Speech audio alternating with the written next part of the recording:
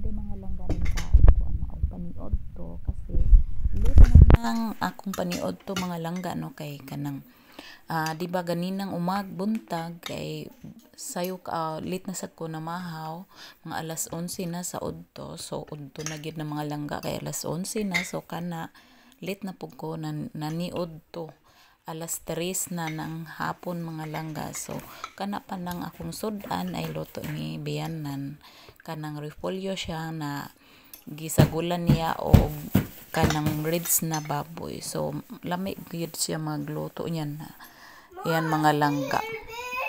Oo, nakita na ko na. Lami siya magluto yun mga langga. Kaya siya gyud magluto pag udto mga langga no. O mga ano yan. Ako na lang di usa nagkaon ana kaya nga ako mga kauban diri sa balay na human na sila kaon tanan.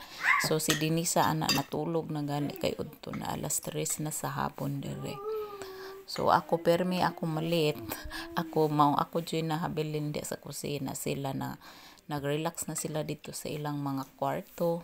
So ayan pagkahuman ako diha og kaon di siyempre kita nahabilin og kaon di nang hugas din ta sa mga kinan-an mga langga.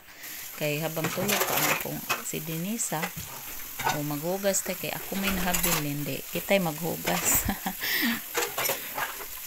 Hugas tapos ta maginlo na pud ta di gamay sa kusina kay inigkabuntag yung mga langga dili kay ko kahimbo mga langga kay naa sila si biyanan yung hasta kong father-in-law so kauban man gud nako sila sa balay maong maglisod jud ko og hinlo o kabuntag kay naa sila sige warawara maong kasad kay kadalasan gyud ay maghinlo ko sa kusina na mo mga langga ay mga inighumang paniod ko jud kay inigkatulog ni Denisa kasi straight gyud akong paghinlo ba akong pag-hinlo diya so dili man sa lisod hinloan kay gamay raman among kusina. Alright, that's this video today. Thanks for watching.